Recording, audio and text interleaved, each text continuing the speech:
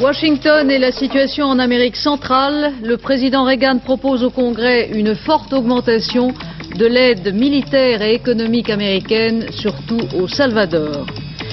Fin du périple du pape en Amérique centrale. Il faut que les choses changent, a déclaré Jean-Paul II avant de quitter Haïti. Les ministres du pétrole réunis à Londres sur le point de trouver un accord sur la baisse des prix et des quotas de production. Paul Gérardi est mort, l'auteur de Toi et moi avait mis l'amour en vers pour plusieurs générations. Madame, Monsieur, bonsoir. Près de 300 millions de dollars en plus, tel est le montant de l'aide militaire et économique américaine que le président Reagan souhaite accorder aux pays d'Amérique centrale et surtout au Salvador pour contrer l'effervescence de la guérilla de plus en plus alimentée, selon le Pentagone, par l'Union soviétique et par Cuba. Le président Reagan, qui est tenu d'obtenir l'autorisation du Congrès avant de passer aux actes, a clairement annoncé aujourd'hui sa volonté de faire face à ce qu'il appelle l'offensive communiste en Amérique centrale. Mais la bataille politique à Washington promet d'être rude. De Washington, Édouard Laure. Il y a moins d'une semaine, on apprenait le souhait du président Ronald Reagan d'augmenter l'aide américaine au Salvador de 60 millions de dollars. Il y a un peu plus d'une heure, la réalité des chiffres. Je propose que 60 millions de dollars, des sommes déjà destinées à notre programme d'aide militaire, soient immédiatement fournis au Salvador. En plus, pour bâtir une armée disciplinée et efficace, destinée à être opérationnelle, tout en respectant les droits de l'homme, je souhaite ajouter, c'est proposé au Congrès, un supplément de 50 millions de dollars pour le Salvador. Donc 60 plus 50, ce qui fait 110 millions de dollars, auquel Ronald Reagan souhaite ajouter 20 millions de dollars au titre d'assistance militaire pour les voisins du Salvador. Pas question dans l'immédiat d'augmenter le nombre de conseillers, mais comme les militaires salvadoriens sont dépassés par les événements, le président l'a reconnu, on va les entraîner ici aux États-Unis, ce qui coûte très cher, donc il faudra prévoir une nouvelle rallonge. Reste à savoir si le Congrès va avaler sans broncher cette addition. Ce sera en tout cas très difficile, même si le président essaie indirectement au Congrès, qu'il s'adressait il y a quelques instants, à donner deux arguments de poids. Un, on travaille en ce moment pour savoir de quelle manière pourrait être associée l'opposition aux prochaines élections. Deux, il faut que les Américains comprennent que le Salvador est plus proche du Texas que le Texas ne l'est de l'État du Massachusetts. C'était il y a quelques semaines dans l'un des faubourgs de San Salvador. La guérilla attaquait un poste de la garde nationale pour bien montrer qu'elle pouvait frapper partout et quand elle le désirait, quitte à décrocher dès l'intervention des forces armées. C'est le nouveau visage de la guerre au Salvador, 50 000 morts en 3 ans, cette impasse militaire, aucune des deux forces en présence ne parvenant à l'emporter sur le terrain. Cette situation, les États-Unis la connaissent et ils savent qu'à terme, ils risquent d'être confrontés à un choix dramatique, se retirer du Salvador, et alors le pays tomberait entre les mains de la guérilla, ou s'engager massivement avec tous les risques d'embrasement de la région que cela comporte. C'est pour éviter ce choix que les Américains ont trouvé une solution en 2 temps. D'abord, augmenter et de façon très substantielle l'aide militaire au Salvador, essentiellement pour former une véritable armée anti-guérilla. Ensuite, avancer la date des élections générales qui auront lieu avant la fin de l'année. Ainsi espère-t-il d'une part contenir toute nouvelle poussée de la guérilla et d'autre part amener au pouvoir une nouvelle équipe plus modérée que l'actuelle, une équipe qui ne fermerait pas la porte à une solution négociée du conflit. C'est un pari qui est loin d'être gagné, mais vu la situation au Salvador, les États-Unis n'ont plus aujourd'hui aucune autre possibilité. Le pape est rentré cet après-midi à Rome après 9 jours en Amérique centrale, un périple épuisant où d'étape en étape la peur de l'attentat raidissait encore le climat d'une région en majorité catholique déchirée par la misère et souvent par la guerre civile. Il faut que les choses changent ici, a lancé Jean-Paul II avant de quitter Haïti, dernière étape de son voyage. Un cri qui exprimait un constat plus encore qu'un espoir. Jean-Marc Ilouz.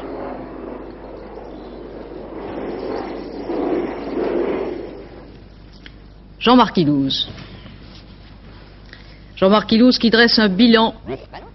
Ah, ce n'est pas Jean-Marc Ilouz que nous venons de voir. Jean-Marc Ilouz qui va dresser un bilan du voyage de Jean-Paul II en Amérique centrale.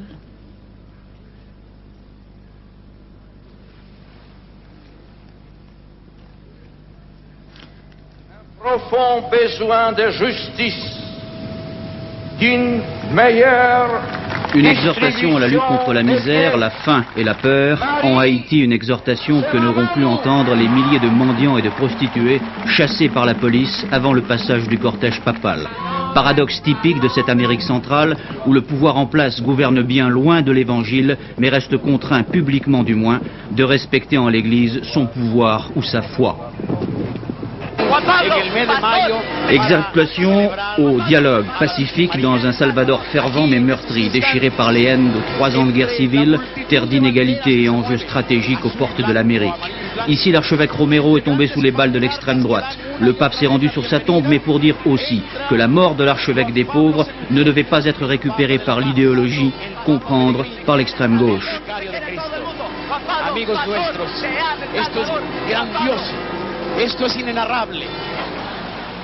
Exhortation à la mesure, nulle part plus contestée qu'au Nicaragua sandiniste et ses 2 églises, celle de la tradition et celle de la révolution des pauvres. Engagement politique jugé peu conforme à la mission pastorale de l'église. Le Saint-Père sera interrompu ici par les slogans de ses paroissiens révolutionnaires. Massacre de l'armée, action de guérilla. 100 000 personnes sont mortes depuis 10 ans dans cette Amérique centrale où le pape a voulu semer un espoir, mais où la terre reste toujours bien loin du ciel. Dans notre dernier journal, tout à l'heure à 23h15, Marcel Niedergang du Monde et le père de Mopou débattront de la portée réelle de la visite pontificale en Amérique centrale. Vont-ils ou non aboutir après 4 jours de marchandage ponctués d'apparitions ministérielles annonçant que des progrès étaient en cours? C'est la question que se posent à bout de nerfs les journalistes qui suivent dans un grand hôtel de Londres les travaux de l'OPEP.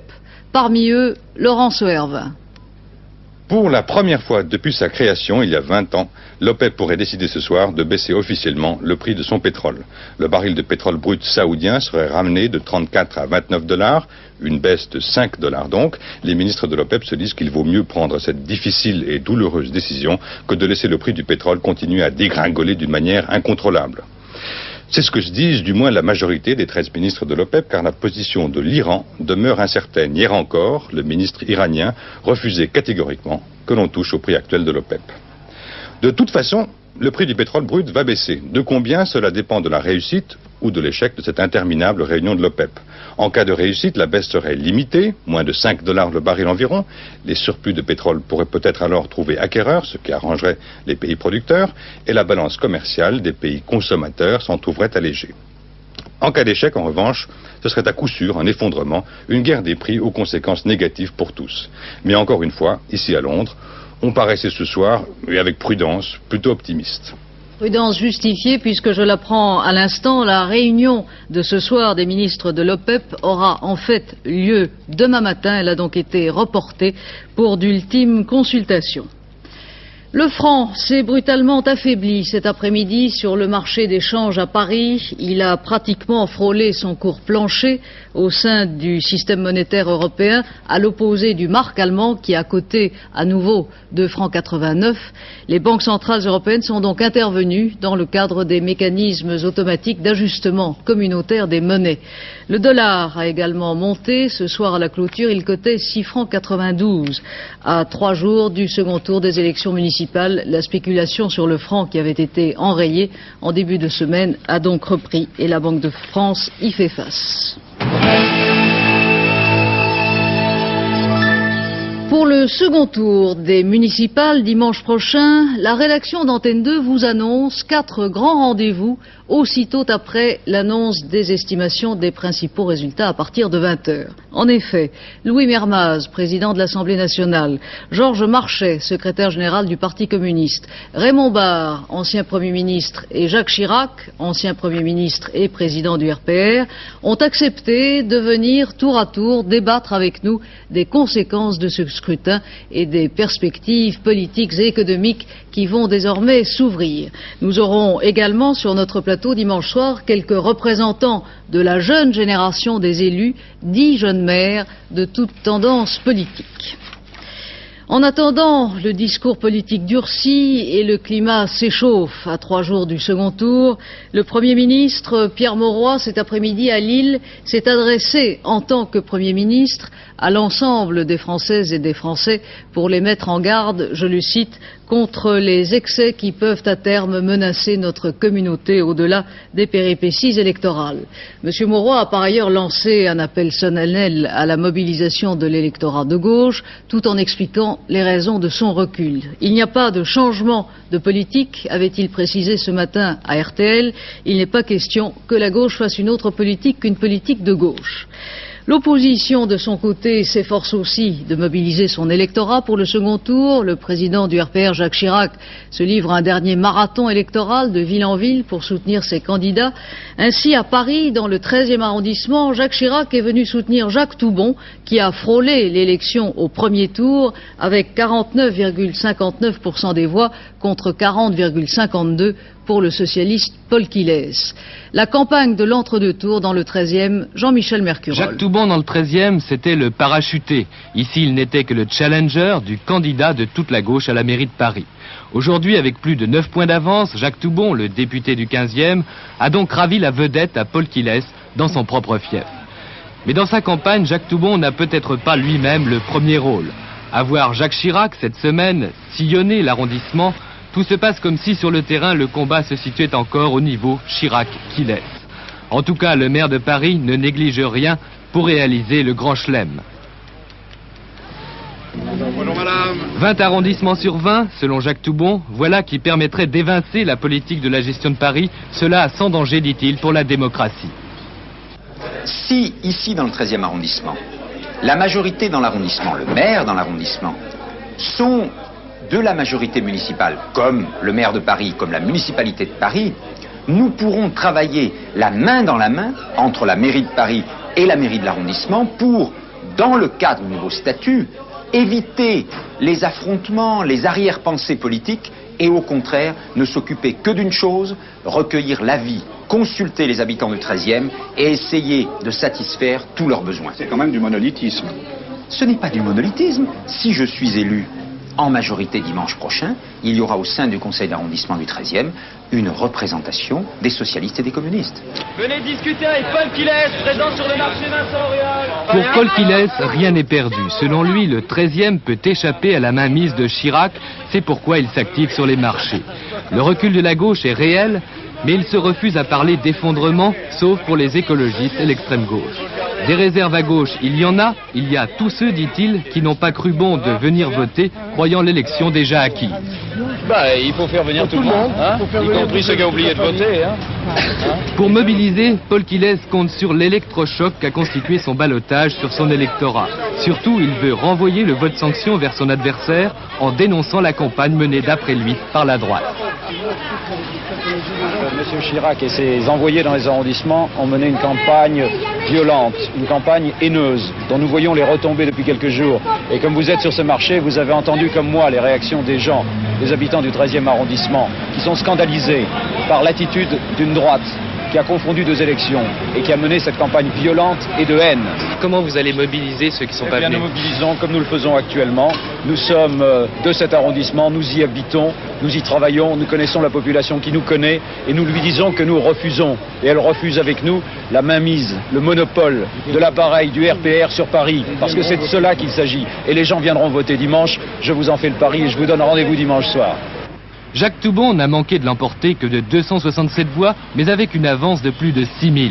C'est dire l'importance de la mobilisation nécessaire à Paul Quillès, simplement pour être en mesure de le disputer à son adversaire. Autre cas de ballottage intéressant pour le second tour, le cas d'une municipalité où les écologistes sont en position d'arbitre. À Cherbourg, les Verts ont en effet obtenu plus de 10% des voix au premier tour, ils se maintiennent donc au second. Au premier tour, le candidat de l'opposition avait recueilli 46,6% des voix, le candidat de la majorité 43,3%. La situation à Cherbourg, Jacques Violet. Ces deux grues sur le port de Cherbourg auront joué un rôle important dans l'élection municipale. Souvenez-vous, les écologistes s'y sont enchaînés pour protester contre le déchargement des déchets nucléaires. Ces déchets nucléaires qui vont être retraités à l'usine de La Hague, à une vingtaine de kilomètres d'ici. Les résultats du premier tour prouvent bien que les Verts ont su se faire entendre. Plus de 10% ici à Cherbourg et même 17% dans une petite commune des environs. Pour rester crédible au deuxième tour, les écologistes ont choisi de rester indépendants. Indépendants de la majorité comme de l'opposition, notre liste n'est pas marchandable. Par rapport à un électorat fidèle que nous représentons, puisque nous sommes une nouvelle force maintenant, non pas seulement sur Cherbourg, mais au niveau de l'agglomération cherbourgeoise, par rapport à ces gens-là qui ont voté pour nous, il nous paraissait essentiel d'être fidèles, de ne pas les trahir, puisque nous avions fait campagne en disant qu'effectivement nous souhaitions être à ce deuxième tour, que si nous y étions, nous ne nous désisterions pas, qu'il n'y aurait pas de récupération. Il nous paraît honnête, aussi bien politiquement qu'intellectuellement, de nous maintenir à ce deuxième tour. Le maintien des écologistes en provoquant cette élection triangulaire modifie l'équilibre traditionnel des forces. Si la gauche a perdu la majorité, la droite, elle, demeure assez stable. Mais la droite, comme la gauche, se retrouve à la merci des Verts. Ils expriment par là leur droit démocratique le plus entier d'affirmer leur sensibilité propre et de ce fait d'avoir la chance d'être présents parmi les membres du conseil municipal de Cherbourg. Mais mathématiquement, ça joue en votre faveur. Mais je ne sais pas ce qui joue en ma faveur ou ma défaveur. Il y a eu un premier tour au cours duquel les Cherbourgeoises et les Cherbourgeois se sont exprimés, nous donnant 47% de voix. C'est un facteur qui comptera pour le second tour. Et je suis persuadé que les Cherbourgeoises et les Cherbourgeois, ici comme en France, confirmeront leur vote dimanche prochain. Le mouvement écologiste avait toujours dit que s'il passait la barre des 10%, il se maintiendrait. Ce fut la déclaration de leurs responsables dès dimanche soir et nous nous attendions pas à un désistement de leur part. Comment vous expliquez ce succès des écologistes ? Écoutez, je crois que c'est une double raison. Nous sommes dans un secteur où l'usine de La Hague, l'usine de Flamanville, a un impact très, très important. Et je crois qu'il y a également des personnes qui sont peut-être déçues de certaines dispositions, qui souhaiteraient que le changement aille plus vite. Et je suis persuadé que beaucoup d'entre eux vont réfléchir entre ces deux tours et se rendre compte que faire battre l'équipe d'Union de la gauche, qui a beaucoup travaillé ces 6 dernières années, ce n'est peut-être pas la meilleure façon de faire avancer le changement. Sur les 3 listes en présence, les seuls qui sont sûrs de ne pas arriver en tête sont les Verts. Ils sont pourtant déjà les grands vainqueurs de cette élection. À Marseille, tout à l'heure, les deux hommes qui vont se livrer à un ultime combat électoral par candidats interposés dimanche prochain, Gaston Defferre et Jean-Claude Gaudin, ont débattu dans les studios de FR3. Un faux débat en fait, puisqu'ils sont intervenus à tour de rôle. Et M. Defferre, qui est aussi ministre de l'Intérieur, a annoncé à cette occasion que s'il était battu au second tour, il démissionnerait du gouvernement. À Marseille, où le climat électoral est particulièrement tendu, l'affaire de l'attentat manqué près de la grande synagogue qui a coûté la vie à ses 2 auteurs dans la nuit de mardi dernier, l'affaire empoisonne encore le climat. On sait maintenant que les 2 victimes de l'explosion sont 2 repris de justice. Un homme dont les papiers d'identité avaient été trouvés sur les lieux a été inculpé. Les enquêteurs parlent d'une piste politique et raciste. Bernard Marchetti. Ils ont donc été vite identifiés, les 2 hommes, victimes de leur propre bombe, des petits bandits, des exécutants. Reste à découvrir les commanditaires de ce qui paraît être une tentative d'attentat contre la synagogue de Marseille. Le préfet de police croit à l'existence d'une piste politique et raciste. Il l'a dit hier. Il l'a confirmé aujourd'hui en ajoutant, je cite, que les personnes recherchées ou interpellées évoluent dans les milieux de droite, plutôt l'UDF. Depuis mardi, les policiers recherchent un ami des 2 dynamiteurs morts rue Dragon, un certain Marc Monge. Il est le fils d'un ancien membre du SAC, assassiné d'ailleurs en 1977. Il se cache bien, Marc Monge, mais il est négligent. Dans la voiture de sa femme, on a retrouvé des tracts et des affiches à l'effigie de Jean-Claude Gaudin, tête de liste de l'opposition à Marseille. Cela va renforcer encore le soupçon d'une machination politique.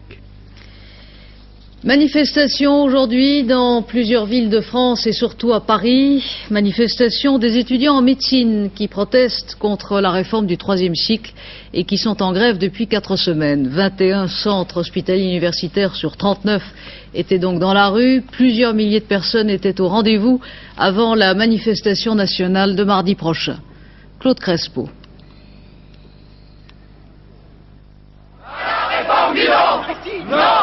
La pierre d'achoppement de cette réforme, c'est l'examen de 6e année. En 84, les étudiants en médecine devront obligatoirement le passer pour accéder au 3e cycle. Les futurs internes se retrouveront alors face à 4 filières et ils craignent que le choix de ces spécialités ne leur soit imposé après ce concours d'internat par leur classement. Tous ne sont pas hostiles à ce contrôle des connaissances, mais ils contestent la valeur de cet examen, trop théorique et trop déterminant pour la suite de leurs études. Non, non, non! Tu as envie de vomir, là? Eric, 22 ans, est en 4e année, externe en chirurgie infantile. En grève comme les autres depuis la mi-février, il continue néanmoins d'assurer des gardes d'urgence dans un hôpital parisien. À cause de cette réforme, je vais peut-être être généraliste ou cardiologue, enfin quelque chose de différent de mes aspirations profondes, de ce que moi je veux faire. Et pourquoi? De par l'examen qui est instauré en fin de second cycle, le fameux examen qui est un barrage, qui va demander un travail absolument colossal, au détriment de la formation pratique. Et vous voulez dire que selon le classement, on sera chirurgien ou il y aura des spécialités nobles et pas nobles? C'est-à-dire qu'il y aura plusieurs filières. Il y aura une filière de médecine générale et une filière de médecine de spécialité qui comportera la chirurgie, une filière de médecine santé publique et une filière de recherche, je crois également. De concertation, il en sera aussi question dans un référendum de 11 pages rédigé par les grévistes sur l'organisation de ce second cycle. Mardi prochain, c'est avec les résultats de ce questionnaire en poche que les étudiants rencontreront les représentants des 4 familles politiques à l'Assemblée nationale. Le lieutenant-colonel Bernard Nutt a donc été assassiné, je vous le disais hier soir. L'agent de la DGSE avait été trouvé mort sur une route de l'arrière-pays niçois il y a 3 semaines. Une première version officielle invoquait le suicide. L'hypothèse du meurtre paraît maintenant acquise. Une information contre X pour assassinat a été ouverte par le parquet de Nice, mais le silence n'est pas levé pour autant, comme l'a constaté Daniel Catlin. Dès les premières heures de l'enquête sur la mort de l'agent secret, la thèse du suicide était trop belle pour être vraie. C'est la plus séduisante, disait la PJ de Nice. C'est un suicide, bien sûr, rétorquait la gendarmerie locale. Pourtant, les experts sont arrivés à d'autres conclusions. La balle qui a tué le colonel Nutt a pénétré derrière la tête, position incompatible avec le suicide. Il n'y a pas de traces de poudre. Le projectile n'a pas été tiré à bout touchant. Le colonel Nutt a donc bel et bien été assassiné.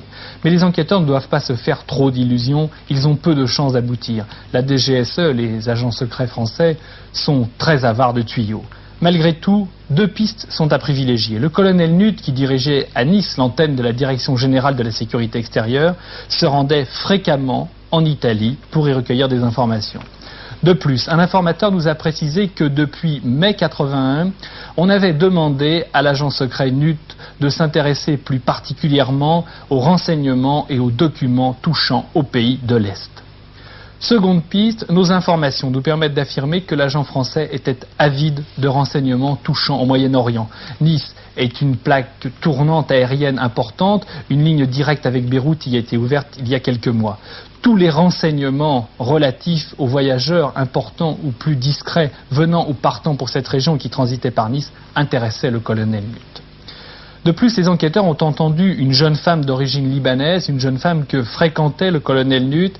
C'est la fille d'un milliardaire dont on dit à Beyrouth qu'il est pro-phalangiste. Enfin, nous pouvons dire que le colonel Nutt, le soir de sa mort, était en mission et que cette mission était couverte par la DGSE. C'est-à-dire que les services secrets français n'ignoraient rien de ce que l'agent faisait cette nuit-là sur cette route déserte. Et dimanche prochain, à 18h sur Antenne 2, dans Dimanche Magazine, vous pourrez suivre toute l'enquête de Daniel Catlin sur cette bizarre affaire. À Belgrade, l'état de santé de l'ambassadeur de Turquie s'est encore aggravé. L'ambassadeur, vous le savez, a été victime d'un attentat revendiqué à la fois à Paris et à Beyrouth par un mouvement arménien. Les deux agresseurs, dont l'un a été blessé sur les lieux et l'autre arrêté depuis, étaient arrivés de Beyrouth dans la capitale yougoslave. Les autorités restent très discrètes sur les développements de l'enquête. Paul Géraldy n'est plus le poète qui réussit à mettre en vers le langage de l'amour pour des générations d'amoureux à travers le monde. Paul Géraldy s'est éteint aujourd'hui à Neuilly, il avait 98 ans. Son recueil de poèmes le plus célèbre, Toi et moi, paru en 1913, continue de se vendre chaque année à des milliers d'exemplaires. Monique Atlan. De Toi à moi, 1913, à Vous et moi, 1960, la longue vie de Paul Géraldy s'est déroulée dans la célébration d'une certaine vision de la poésie, considérée comme l'envers de la réalité. Des générations d'âmes sensibles et romantiques ont tour à tour vibré à la lecture de ses vers les plus célèbres. Exemple ceci, extrait du poème L'Abat-jour. Ce soir je t'aime trop pour te parler d'amour. Serre-moi contre ta poitrine. Je voudrais que ce soit mon tour d'être celui que l'on câline. Baisse encore un peu l'abat-jour, là, ne parlons plus, soyons sages et ne bougeons pas. C'est si bon tes mains tièdes sur mon visage. Poète mais aussi homme de théâtre, Géraldy a écrit près de 17 œuvres dramatiques et adapté notamment une pièce de Colette, Duo. De toute son œuvre, il faudra retenir le parfum aujourd'hui nostalgique pour certains, d'un monde fugace, léger, insouciant, sur lequel le monde réel du XXe siècle ne semble avoir eu aucune prise. Deux mots de sport, cyclisme. La première étape de Paris-Nice a été remportée par le Belge Plancart. Au championnat du monde de patinage artistique à Helsinki, le Français Jean-Christophe Simon, qui est deuxième après les figures imposées et le programme court, va tenter de préserver ses chances ce soir au cours du programme libre. Vous pourrez suivre l'épreuve en direct tout à l'heure sur Antenne 2, juste après ce journal. Et puis les rapports du quartet disputés à Auteuil cet après-midi, le 10, le 6, le 8 et le 12 joués dans l'ordre rapportent pour 5 francs plus de 5200 francs et dans un ordre différent un peu plus de 350 francs. Un festival pas comme les autres se déroule en ce moment à Paris, un festival qui chaque année remporte de plus en plus de succès puisqu'il s'agit du grand rassemblement de la voyance. Ils sont 60 en ce moment à officier dans un grand hôtel parisien sous la houlette de Madame Indira.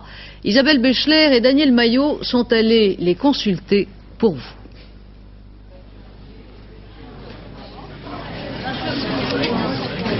De plus en plus, les pendules, les tarots et les boules de cristal sortent des cabinets de consultation vers le grand jour.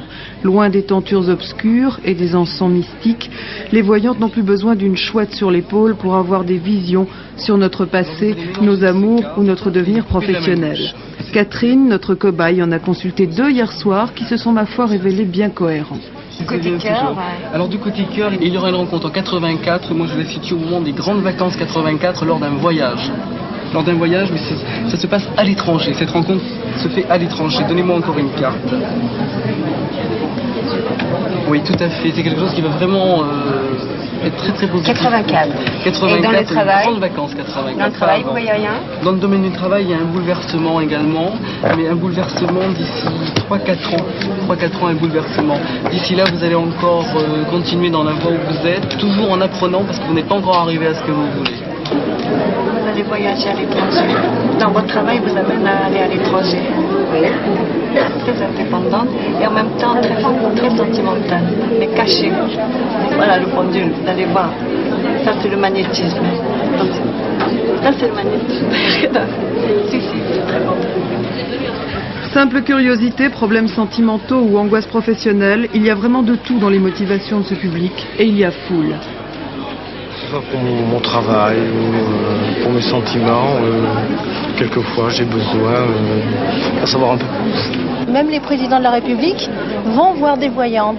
Donc ça prouve que c'est une science qui permet de voir très loin dans le temps ce qui peut se passer de bon ou de mauvais. Vous n'avez pas peur un petit peu de tomber sur des charlatans? Oh, il en existe certainement, mais enfin, il ne faut pas non plus consulter systématiquement chaque personne que l'on vous vante ou je ne sais pas. Enfin.